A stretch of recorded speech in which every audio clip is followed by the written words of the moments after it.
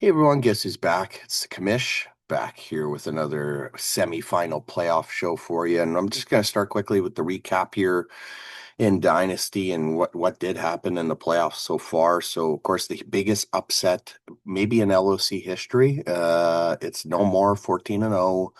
He's hardly got any draft picks moving forward. I think he's got a fifth rounder next year, a fifth or a fourth rounder the year after that, and a fourth and two fifths the year after that. So he's traded away his future, loses to eighth seed 7-7 Memphis Devil Dogs by 20 points. Memphis Devil Dogs got to be a character win for him. Let's not forget too, Memphis Devil Dogs and No More had that huge trade earlier this year where Devil Dogs traded No More Chase. He also got a Gianti in round one and returned back, and it looks like Devil Dogs won that trade. No doubt about it now. And No More's got to be wondering what the hell happened.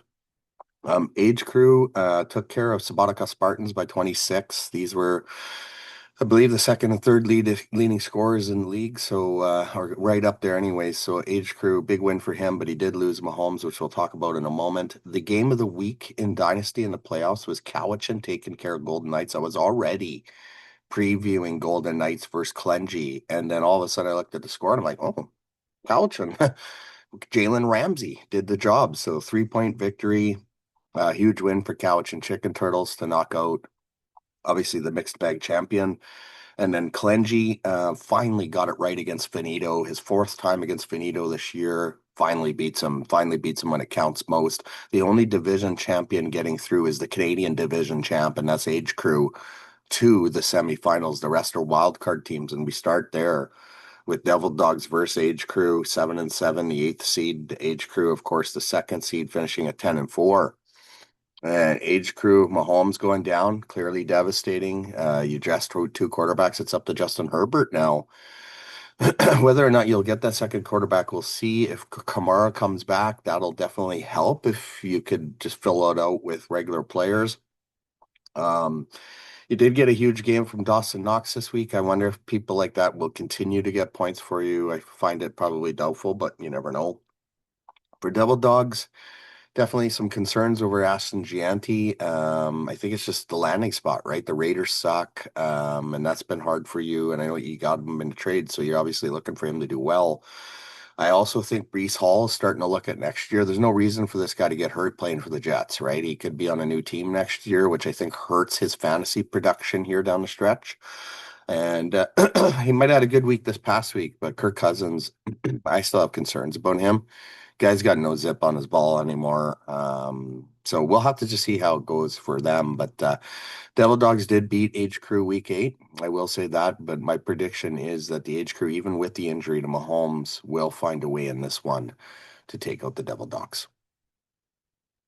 Next up, we got the Cowichan Chicken Turtles, who came in as the sixth seed at 8-6, taking on Clengy, the fifth seed at 8-6. So two 8-6 teams here. For Cowichan, again, it's just like I said last week when I thought he was going to lose. Only Baker versus a tough division game this time. It's Carolina, and I think it's for first in the division. I think that's going to be a slobber knocker between both the teams. I don't necessarily see it as a high scoring game. I see it as like a 17-14 thriller for whoever wins. I do think C-Mac should go off for Cowichan Chicken Turtles in prime time. I think that's going to be a Monday night JT C-Mac going off. The problem with Cowichan, Devin Neal just got hurt. Kate Otten's hurt. Dobbins, of course, out for the year. So those injuries hurt. Whereas when I look at Clengy, what a game from Trevor Lawrence. I mean, Trevor Lawrence is the guy that pretty much carried you to victory in the quarterfinals. And can he keep it up, though, versus Denver? That's the ultimate question. I also think there's a chance that King Henry could perform, right? You also add Hurts also at quarterback, who put up some big points this past week. He's in Washington this week.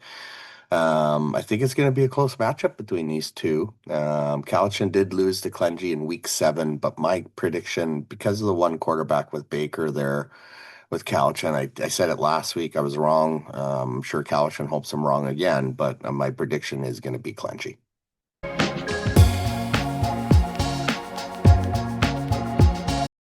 All right, folks. So we make it to tier 3 here. And what happened in the playoffs here in tier 3? Remember, two teams get a bye. myself and my wife is hotter, got a bye. So what happened? Well, Black Dog took care of throwbacks pretty easily, actually. Beat him by 37, and then Hot Chupa Time Machine beat Ooh Spicy by over 100. So the rest of the format might be thinking, why am I showing throwbacks versus Ooh Spicy here, folks? This is a fifth place game. Why am I showing this? Okay, I'm showing it because the winner of this game is the last seed that gets to move up to tier two, and the loser will have to stay in tier three. That's why I'm doing this game. It's a huge one, right? And it's definitely to see who moves on, who doesn't. I mean, it doesn't get much bigger than that. That's why I'm previewing this game here in tier three. Ooh, Spicy 7-7 on the year. Throwback 7-7. Both are great teams. I do think Throwbacks is a bit cursed though. Neil goes down, Bam Knight goes down, so that's going to hurt you.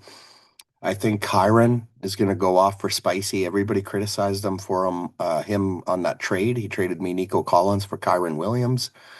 He needed the running back desperately, and he needs him this week. And I will say this: Ooh Spicy did lose to throwbacks week 14, which basically got throwbacks in the playoffs. Will it happen again? I don't think so. My prediction this time is that Ooh Spicy does find a way to win and finds his way into tier two. And it's going to be devastating for either one of these teams to stay in tier three. They're both great owners. And I'll be interesting to see who it is. But this time around, I'm going to say Ooh Spicy gets the better of throwbacks. Now we get into the semifinals of Tier 3, and we start with Black Dog at 8-6, taking on myself, Family Discounts 14-0. I had the bye, so here I am in the semis, taking on Black Dog. And Black Dog has to decide, is he going to go Mariota? Is it going to be Sam Darnold at quarterback? Is it going to be Jane Daniels? I don't know. Either or, those quarterbacks aren't that great in a league where, again, there's only 12 teams. CMAC in prime time, again, I already mentioned it. I think he's going to go off against Indianapolis. We'll see how Amon Ra does against Pittsburgh. Pittsburgh generally has a good defense. We saw what they did against Miami. For myself, I think Gibbs has a bounce back game, right? So obviously I didn't play last week, but he only put up over 10 points. I do think Bijan's going to struggle. His comments, I think, were off the cuff, and the NFL might punish him for that. Injuries have also hit me. I also had the injury to Mason Taylor at tight end, Veli at wide receiver in this past week. Also have injuries at defensive back. So the injuries definitely hurt me this past week when I wasn't playing. It's the first meeting between a Black Dog and Family Discounts this year. I am going to say in the end, Dak is going to win it for me against the Chargers. And I'm going to say Family Discounts does go to the finals here in Tier 3. Next up, we got the American Division champ Hot Chupa Time Machine against the International Division champ My Wife is Hotter. Going to be a thriller, 3 versus 2 seed. For Hot Chupa, obviously, he destroyed Ooh Spicy last week, and he's hoping that continues with Josh Allen continuing the ride, and I think it will against Cleveland. What a guy to have in the fantasy playoffs, Josh Allen, when he's playing teams like Cleveland. I am concerned about the running backs in the sense that they are on weak teams. I also noticed this past week he left Pollard on the bench and dressed 2 Carolina running backs, which I thought was really bizarre. Pollard put up 22, whereas I think Chuba Hubbard only put up 6. For My Wife is Hotter, I love his running backs. I love Judkins. I love JT. I think JT is going to go off on Monday night with CMAC. King Henry, I think, is also going to have a big game. I also like CD versus the Chargers. I think that's going to be a high scoring game. Chargers and the Cowboys. And can Saquon actually do anything for you? The reality is Hot Chuba beat Wife is Hotter in week 3. But my prediction this time around is My Wife is Hotter is going to the finals. I just think he has a better lineup overall.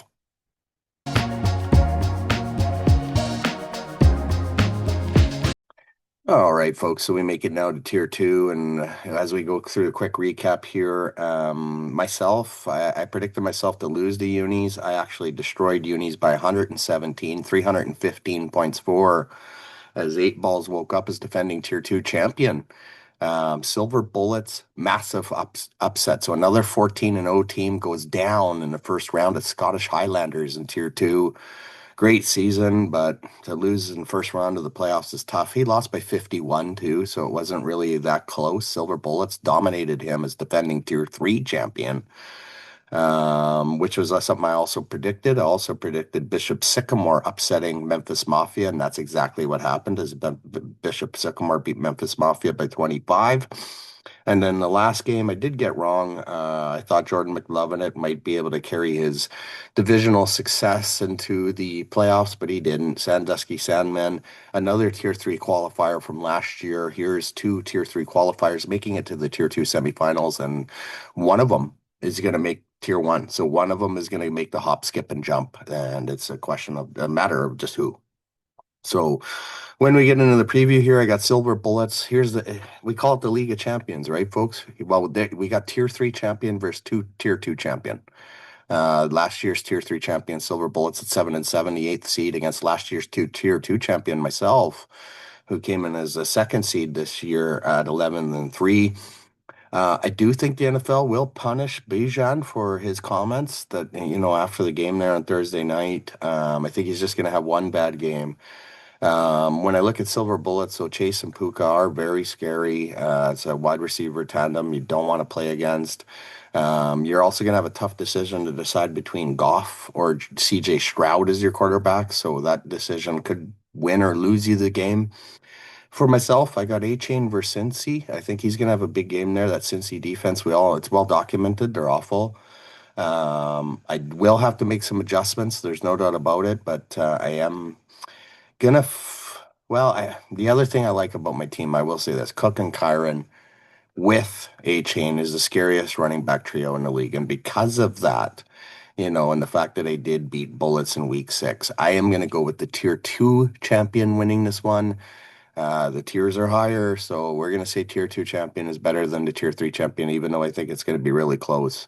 But I'm going to say that 8 Balls does find a way to beat Silver Bullets in this one. Next up, we got Bishop Sycamore coming in as the 6th seed at 8-6 versus Sandusky Salmon, the 5th seed at 8-6. So a lot of top seeds going down in some of these formats. For Bishop Sycamore, again, I think Jahmyr Gibbs is going to bounce back. So the fact that you won the quarterfinals with Gibbs only putting up 10 is huge. I know he's playing Pittsburgh, but I just do find a way he's going to bounce back. I think injuries are a bit of a big problem on your team, Sycamore.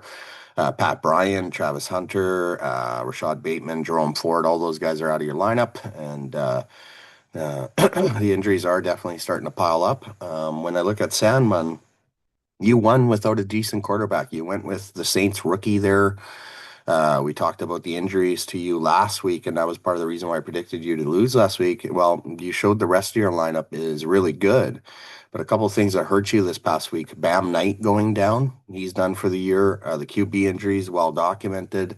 Fred Warner, Otten, Tyreek Hill, those guys are also hurt. I honestly think it's going to come down to whether your depth wide receivers will perform. You got a fair amount of good depth wide receivers, but it's whether or not they'll perform. It's the first meeting between the two teams this year. I am going to go Bishop Sycamore, finding a way to get to the finals to face me. And those are the only two people left eligible to win money. Also, as Tier 2 this year, there is a small money prize. It was voluntarily this year. And Bishop and Johnny 8 Balls right now, the only two teams in the playoffs that are left that participated in this. So wouldn't it be great if they met in the finals to see who wins the big prize?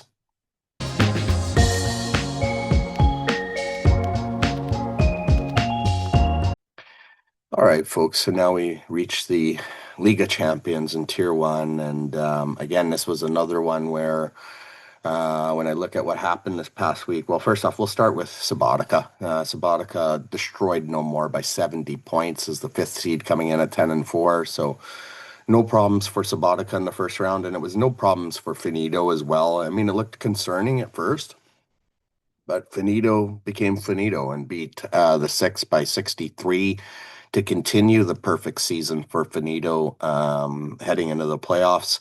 Myself, it never really was in doubt either. I beat Deuce Bombers by 45. Just a poor performance by Deuce in the playoffs, finding myself a way to get through. And then this was the one where I was already previewing the 12th man versus Finito. And then all of a sudden I looked and, oh, Jordan Brooks went off for Billsy Bobs, and Billsy Bobs finds a way to get through in the closest game in Tier 1, 5 point difference as Billsy Bobs took out the 12th man, which we definitely thought that was going to be a much easier game. So that was your recap for this past week. And now we get into the semifinal preview, and we got Subotica versus Finito here.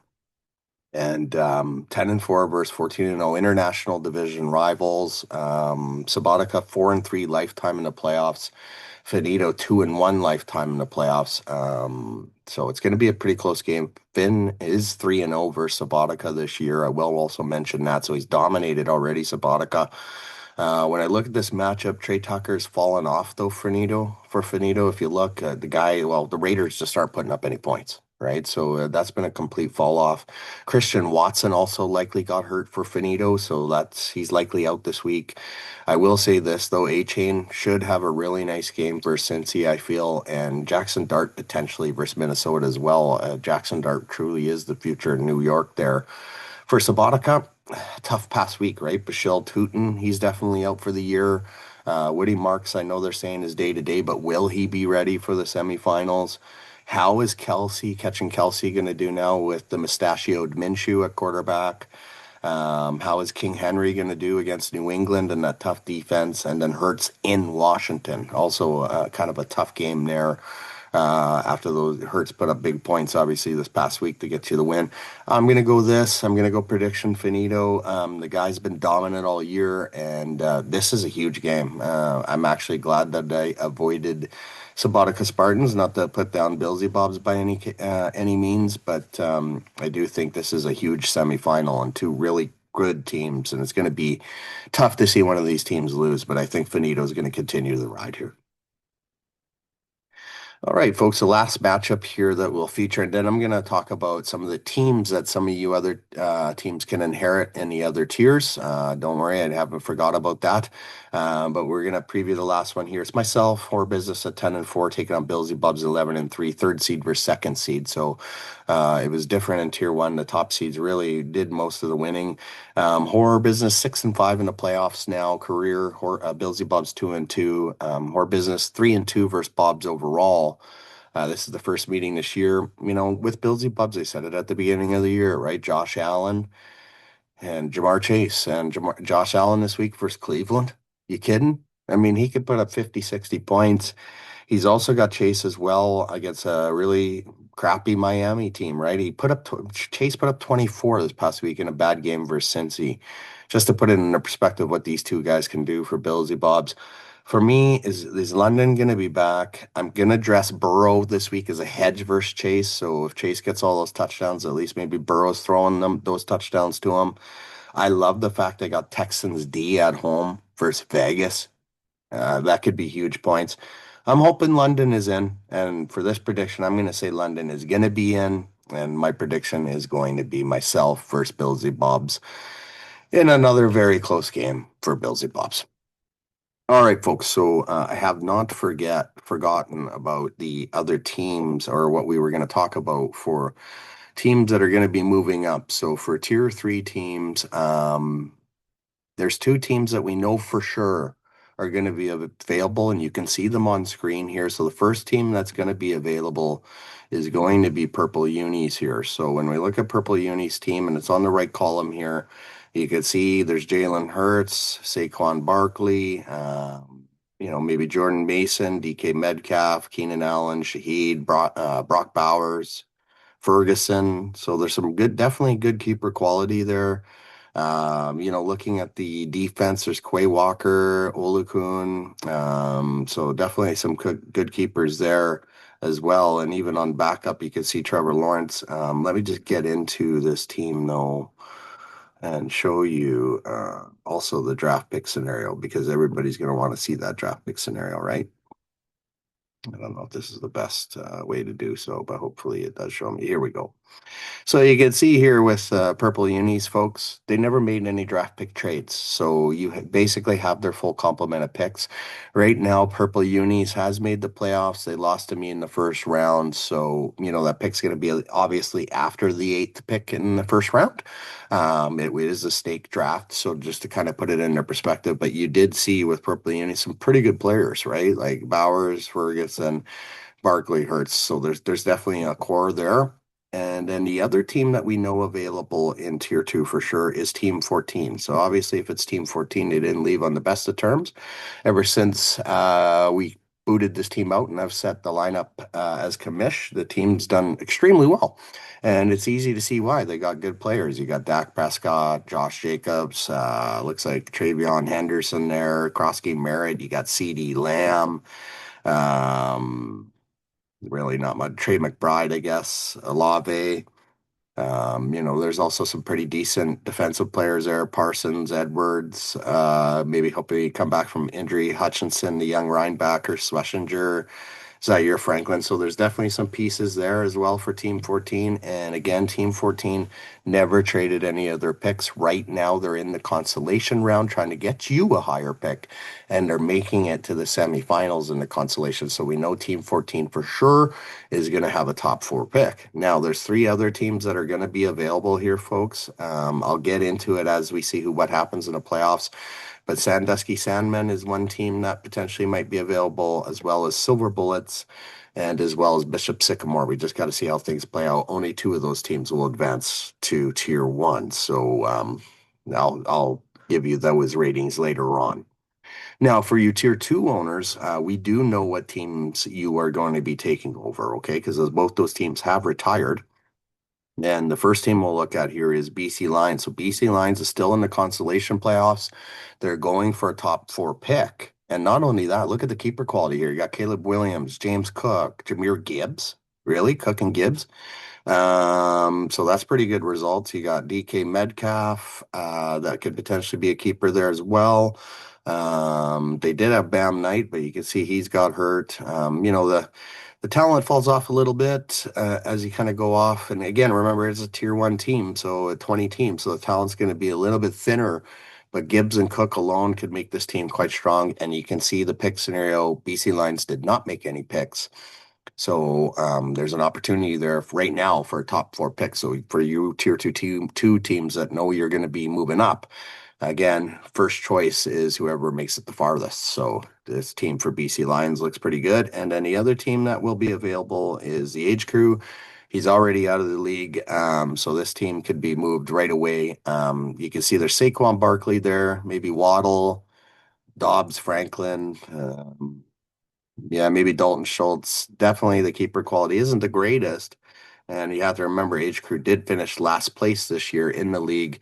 I will say this, though, the Age Crew does have the extra ninth rounder. That's the only difference there.